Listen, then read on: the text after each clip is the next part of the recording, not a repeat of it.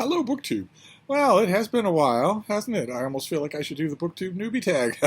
I have been buried in home construction. I am still buried in home construction. Home construction has taken on a Borg-like life of its own and is not ready to finish anytime soon.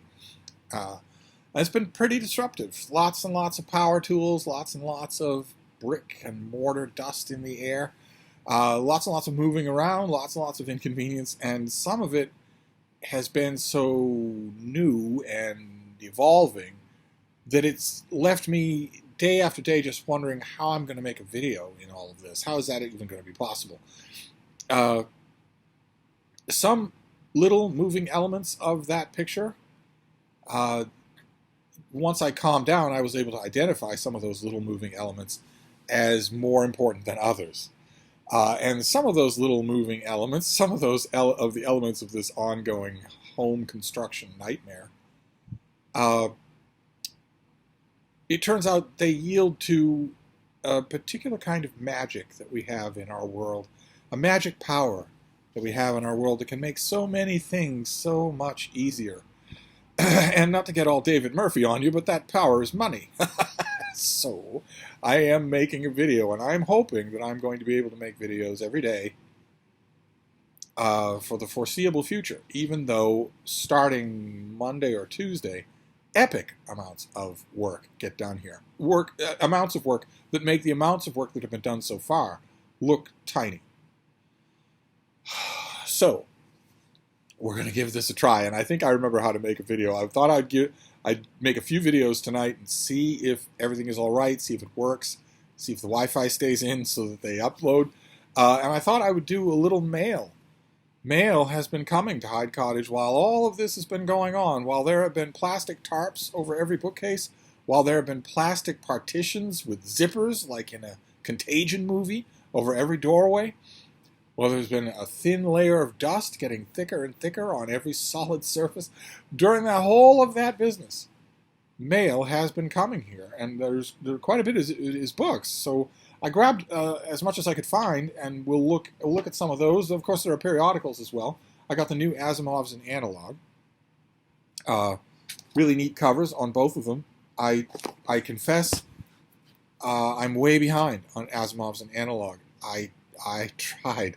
I have tried, but I hit an incredible snag months and months and months ago when I read an issue of Analog, and every single story in it was chock to the eyeballs with Twitter politics. I thought at first that it was just one story. I'd encountered little bits and pieces of that kind of crap in earlier issues of Analog. Comments, just blandly made, characters just blandly commenting that all white people are racist, or that it's unhealthy to be heterosexual, or crap like that. And I partially would overlook it. Some of the stories were pretty good. Some of the other stories didn't do it at all. But I should have known that was a warning, that represented an editorial drift. Otherwise, we wouldn't have got in those stories at all. And then I hit an issue where the world is in danger. It's only a 35-page long story. The world is in danger. All the characters are in danger. But one of the characters stops in the middle of the story to decide that he feels more comfortable wearing a dress than his male costume, than his male spacesuit or whatever. Serves no purpose in the story. It is just Twitter politics. And I thought, okay, why are you stopping and doing this? And then I realized, oh, okay, I know why you're stopping and doing this, because your editor let you do it or encouraged you to do it. And then, there's a story where 3 people are on an embattled space station, 1 man, 1 woman, and 1 robot. And, I'm thinking, well, the man and the woman certainly, if this is the editorial drift here, the man and the woman certainly aren't going to have any kind of relationship. And the man has a relationship with a robot. And it doesn't serve any purpose in the story. It was only meant, the only reason it was there was the author rubbing their hands with glee, thinking, boy, there's going to be somebody out there that really hates this. When did that become the goal of writers writing for money? I could ask this about the current, bullpen of Marvel Comics, but I can ask it about Analog as well. When did it become the goal of writers writing for money to write things they know their readers will hate? and in that particular issue, I was just tripping over stuff like that. I went to every store just desperately looking for some sort of relief, and there wasn't any at all, except in the nonfiction section. It's about, the movement of asteroids or whatever. And that stopped me completely. It shouldn't have. I should have just junked that issue and gone on to something else. And, maybe if I'd hit 5 issues in a row, maybe then stop. But I didn't do that. So I think what I'm going to do is just call that burnt ground and start over with these two. Because I would hate to miss the periodical, science fiction square-bound periodicals. And then there's another periodical that will never have any Twitter politics in it, and that is the Bedford Times Press in Bedford, Iowa, which is a local Iowa newspaper, very small, but it does have my book column on the inside, my Ex Libris book column, which I love to see in a print newspaper or just in general, but a print newspaper in Iowa, small town Iowa, oh my. And I want to point out again, as I always do when I show you this column, that it is not exclusive to the Bedford Times Press or the Lennox Timetable. If you want to run this column in your own local newspaper, merely put me in touch with the right person. I'm sure that my rates are reasonable. Then we have the New Yorker, latest issue of, or one of the latest issues of the New Yorker. I've completely lost track of what's new, what's come here, what's coming here. Just completely lost track. The mail comes and who knows where it ends up. Who knows who handles it first and where they put it on what pile of equipment or coil of electrical wires or whatever. There's no order here at Hyde Cottage anymore, unfortunately. But this issue has a long piece on Casanova, and that's always interesting. So I'll give it a try. I'll have to get my reading mojo back sometime. I've actually been reading a lot. Just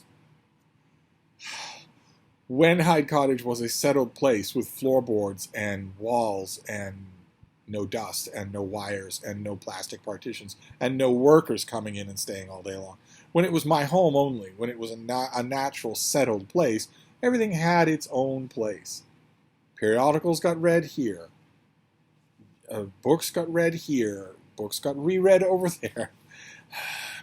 Anyway, also literary journals. We have the TLS. This thing has lots and lots of stuff in it that's of interest to me. Lots and lots of stuff that I have either read and will be very interested in seeing the review, or that I've read and reviewed, which is always thrilling. Like, for instance, the very first thing is John Fuller writing about those 2 enormous collected poems of W.H. Auden that we saw on this channel and that I reviewed for Open Letters. The magnificent thing is going to be great to see. It's a nice, long, generous review. It's going to be great to see what the author thought of it. But there are plenty of other things in here, including that new book on wasps that gets reviewed in this issue. Oh, boy. Okay, well, I thought for a minute that was the power going out, but it wasn't. It wasn't. And then the last periodical is the London Review of Books. I'm very glad that I resubscribed to this thing, even though this issue is not really underscoring that. There doesn't look from the table of contents like there's much in this issue that will automatically appeal to me, but we shall see. And then we've got some books. We'll look at some books together. The first one is a tiny thing. This is by Robert Richardson, and it is 3 Roads Back: How Emerson, Thoreau, and William James responded to the greatest losses of their lives. Tiny little thing. Not just in smaller size, but 136 pages. I don't even want to know how much this is going to cost. If it costs any more than $15, then that's highway robbery. But this is an advance copy for next year. This is the very first 2023 advance copy that I'm getting, and it's from a university press, so it doesn't have a price listed on it. But I don't think it has a description either, which is a bit of a problem. Oh no, it does. In this book, Robert Richardson, some of you will know Robert Richardson. He wrote a great biography of Emerson. But he, let's see here, tells the connected stories of how these foundational American writers and thinkers dealt with the personal tragedies early in their career. For Emerson, it was the death of his young wife, and 11 years later, his 5-year-old son. For Thoreau, it was the death of his brother, and for James, it was the death of his beloved cousin, Minnie Temple. And that's fascinating in its own right. All three of those authors wrote extensively about those tragedies, so this could have been a bigger, longer book. Maybe it was just dashed off. I don't have to think about it in any way. If I don't think about books in August or September, then needless to say, I don't think about books in 2023. I don't, at the moment, believe that 2023 is even going to happen. And I have no idea where this book will be when that time comes. I don't really know where any of these things are going to be stored in the meantime. Next we have from St. Martin's Press, this is by Patrick House, and it's called 19 Ways of Looking at Consciousness. And this comes out in October. Despite decades of research, remarkable imagery, and insights from a range of scientific and medical disciplines, the human brain remains largely unexplored. That is not true. That is such an ordinary thing for popular science or even popular science communicators to say. It's totally not true. I don't know why people, I don't know when we're going to stop saying that. Consciousness, the awareness of our own and others' existence, has eluded explanation. No, it hasn't. No, it hasn't. Oh my God. It's an emergent property of the biochemistry of the human brain. It hasn't eluded explanation unless you're trying to leave the door open for ghosts, for goblins. Every time I've ever heard anyone say, you know, the brain is a mystery, we don't really understand how people are conscious, we don't really understand the mind. Every time I've ever heard anyone say that, very much including alleged atheist Sam Harris, they are holding the door open for goblins. They are about to talk to me about the unseen world. Maybe this book is not. Maybe I should let it talk for itself. This book offers a brilliant overview of the state of modern consciousness research in 20 brief, revealing chapters. Neuroscientist and author Patrick House describes complex concepts in accessible terms, weaving brain science, technology, gaming, analogy, and philosophy into a tapestry that illuminates how the brain works and what enables consciousness. Great. Fantastic. Well, I don't have to think about it for a while, but I love the subject. Absolutely love the subject. Then what else have we got here? We've got a few more to go. Hi, baby. How you doing, baby? There's the bee. There's the bee. As I've mentioned many, many times to a few people I've been consciously griping at, how convenient it is that I have a sane, well-adjusted dog instead of a 4-alarm fire or a nervous Nelly. Workers come, Frida sees who they are, she remembers them from yesterday, she knows what they're doing, she knows it's not bothering them. Her only concern is that she screams at them until they pet her. And they all know that now. They know that they can't just wave. And they know that they can't just walk over, pet her once, and then walk away. That's not how it works. Okay? That's not how it works. Those of you who have visited here will know that. You pet Frida until she tells you to stop. Not until you want to stop. She will tell you when to stop. Or more precisely, she'll scream her head off at you until you commence, until you recommence. She doesn't let people quit, and everybody here knows that now. It's amazing how people just automatically start referring to her as Miss Frida. I think it's pretty clear who's in charge of the household. But anyway, the next one here, do we even have a date on this? It's in microtype. August. This is by Gaia Vince, and it's called Nomad Century, How Climate Migration Will Reshape Our World. We are facing a species emergency. We can survive, but to do so require planned and deliberate migration of a kind humanity has never before undertaken. This is the biggest human crisis you've never heard of. Drought-hit regions bleeding those for whom the rural life has become untenable. Coastlines diminishing year on year. Wildfires and hurricanes leaving widening swaths of destruction. The culprit, most of us accept, is climate change. But not enough of us are confronting one of its biggest and most present consequences, a total reshaping of the Earth's human geography. As the author points out early in this book, global migration has doubled in the past decade, on track to see literal billions displaced in the coming decades. What exactly is happening? And how will this new migration reshape us all? So, I don't have to worry about this right away, but does it affect you? Where you live? Do you live in the global south? Do you live in the southwest of your country? far away from the coast, far away from coastal air currents. Everything west in America, everything west of the Appalachians, and maybe south of Minnesota, is bidding fair to be uninhabitable in the next 10 years. And millions of people live in those places. Millions of people do. We will see, Americans will see the real face of so-called climate migration when it hits Texas. When Texas becomes uninhabitable. The human body can't really work for any long period of time in temperatures in excess of 120 Fahrenheit. And we've had cities in the last 10 days in America hit 105 Fahrenheit, and it's still early days in the summer. To say nothing of the fact that everything west of the Mississippi here in America is out of water.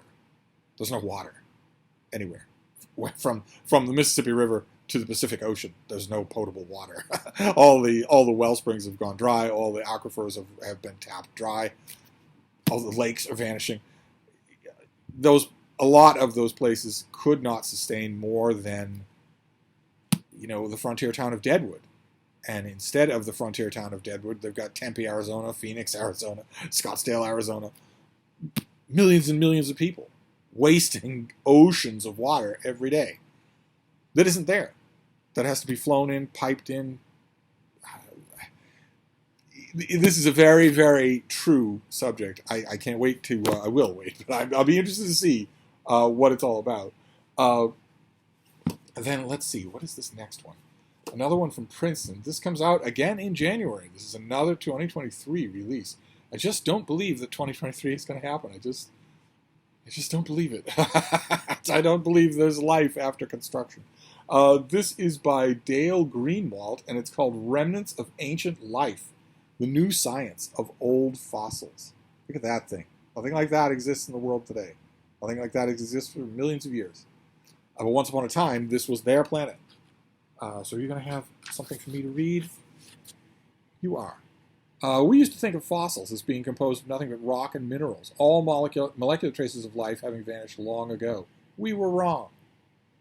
This book reveals how the new science of ancient biomolecules, pigments, proteins, and DNA that once functioned in living organisms tens of millions of years ago is opening a new window into the evolution of life on Earth.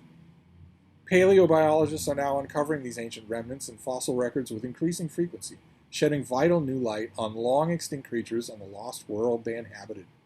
The author is your guide to these astonishing breakthroughs. He explains how ancient biomolecules hold the secret to how mammoths dealt with the bitter cold, what color dinosaurs exhibited during mating displays, how ancient viruses evolved to become more dangerous, and much more. Fantastic. Absolutely fantastic. I'm totally on board. Or I am now. I don't know if I will be in 2023. Let's see here. Okay, all right. This next one is for October. So I'll be dealing with this year. This is by Susan Wolfson, and it is called A Greeting of the Spirit, the selected poetry of John Keats with commentary.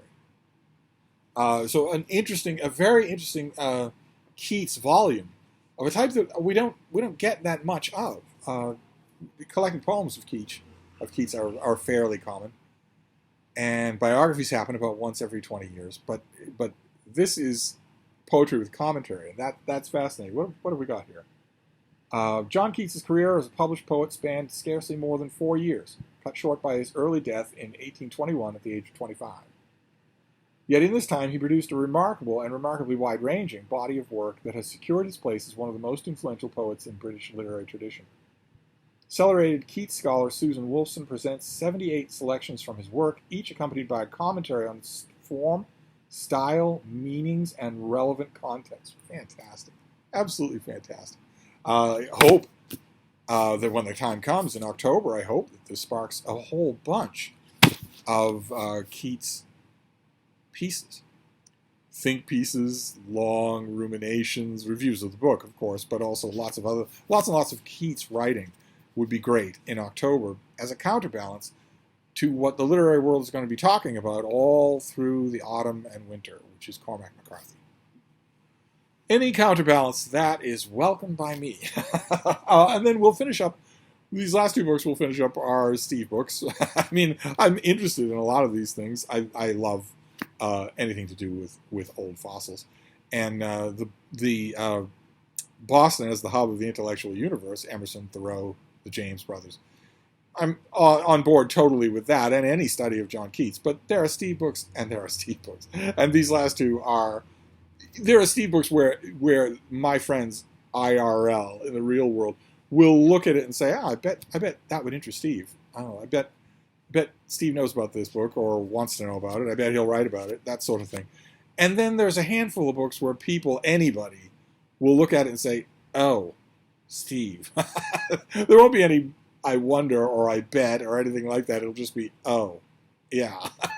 And these next two are that. The first one is by Mark Silverstone, and it is called The Kennedy Withdrawal. Camelot and the American Commitment to Vietnam. This is called a major revision of our understanding of JFK's commitment to Vietnam, revealing that his administration's plan to withdraw was a political device, an effect of which was to manage public opinion while preserving U.S. military assistance. In October of 1963, the White House publicly proposed the removal of U.S. troops from Vietnam, earning President Kennedy an enduring reputation as a skeptic on the war. In fact, Kennedy was ambivalent about withdrawal and was largely detached from its planning. Drawing on secret presidential tapes, the author reveals that the withdrawal statement gave Kennedy political cover, allowing him to sustain support for U.S. military assistance. Its details were the handiwork of Defense Secretary Robert McNamara, whose ownership of the plan distanced it from the president. The author's use of the presidential tapes, alongside declassified documents, memoirs, and oral histories, lifts the veil on this legend of Camelot. Withdrawal planning was never just about Vietnam, as it evolved over the course of 15 months. For McNamara, it injected greater discipline into the U.S. assistance program. For others, it was a form of leverage over South Vietnam. For the military, it was largely an unwelcome exercise, and for JFK himself, it allowed him to preserve the U.S. commitment while ostensibly limiting it. So I will be arguing with this author, and we'll see if the author convinces me. This book offers an inside look at presidential decision-making in this liminal period of the Vietnam War, and makes clear that portrayals of Kennedy as a dove are overdrawn. I've never heard JFK described as a dove. Never. His proposed withdrawal was in fact a cagey strategy for keeping the United States involved in the fight, a strategy the country adopted decades later in Afghanistan. Okay, the battle lines are drawn. So when does this come out? This comes out in November. Again, I wouldn't mind at all if this also sparked lots and lots of think pieces. That would be really neat. And then the last book, the second of the Steve books, is by Sarah Gristwood, and it is The Tudors in Love. So really, honestly, if you saw these, wouldn't you think that by now? Those of you who've been talking to me for years, wouldn't you think that by now? My oldest friends would automatically think I'm the Kennedy withdrawal, Tudors in Love. Oh my, Steve's happy somewhere. So this comes out in December. Please tell me it's not late December. Oh my God, it is. It's December 13th. Okay, well, let's see here. Why did Henry VIII marry 6 times? Why did Anne Boleyn have to die? Why did Elizabeth I's courtiers hail her as a goddess come to earth? The dramas of courtly love have captivated centuries of readers and dreamers, yet too often they're dismissed as something existing only in books and song, those old legends of King Arthur and chivalric fantasy. Not so. In this groundbreaking history, the author reveals the way courtly love made and marred the Tudor dynasty. From Henry VIII declaring himself as the loyal and most assured servant of Anne Boleyn, to the poems lavished on Elizabeth I by her suitors, the Tudors reenacted the roles of the devoted lovers and capricious mistresses first laid out in the romances of medieval literature. That's going to be a stretch. All those questions that this back cover started with have answers, and none of those answers lie in courtly love. This book dissects the codes of love, desire, and power, unveiling romantic obsessions that have shaped the history of the world. Okay, well, I'm always up for this sort of thing, so I will gladly do it. I mean, Steve books I grab anyway. I read them all. So that is a bit of mail and a bit of the bean. There's the bean. We're just getting through this. We're just somehow getting through this. That's all. But anyway, let's do a Steve Pyramid, our first Steve Pyramid in days. This is The Tudors in Love, The Kennedy Withdrawal, A Greeting of the Spirit, annotated poems of John Keats, Remnants of Ancient Life, most of which is gone, and all of the new breaking ground technology of what to figure out about them, how much they actually leave behind. Nomad Century, about climate migration. Are you going to have to be a climate migrant? Are your kids? Where do you live right now, and how livable will it be in 10 years? With no water, and assuming that the hottest day on record this summer happens 20 times in 2 years instead of only once. How livable is that? Your roads, your infrastructure, your house, how livable is that? Are you going to be a climate migrant? Then 19 ways of looking at consciousness. If one of them isn't religious, I'll be very happy. And finally, 3 roads back. Back, that is, from grief. 3 roads back from grief, which all 3 of the authors in the book suffer. It's not a very big thing.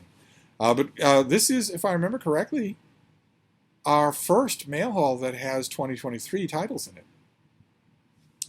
So the world is moving on. It doesn't feel like it here, but the world is moving on. All of you are living your lives. You're not dealing with flaking asbestos and hanging wires and those grid-covered halogen lamps. You're not dealing with any of that. When's the last time you even saw a grown man who had knee pads on? I am working on a workaround. I am working to make it so that I can make videos every day. I've been getting quite a few very touching emails from quite a few of you saying that you miss seeing me and miss hearing me natter on about books every day. And I miss you too. So this is the strangest parasocial relationship on YouTube. I've said this many, many times, but I take it seriously. It means a lot to me. So I'm sorry for the interruption. I am working to make sure that the interruption doesn't happen anymore. I was caught off guard by the extent of what's going on here. Now that I know its parameters, and now that I know that some of those parameters are amenable to simoleons, as Boss Hogg used to say, I think I know a way. I think there are ways to make this work. They might not. I might have to do them elsewhere so that the bean might not be visible in the videos. I wanted to make sure she was visible in today's videos because quite a few of the emails that I've been getting have been mentioning that you miss seeing her too. So they love you, baby. You got fans. But anyway, I'm going to wrap this up. I hope to see you tomorrow. Thank you, BookTube.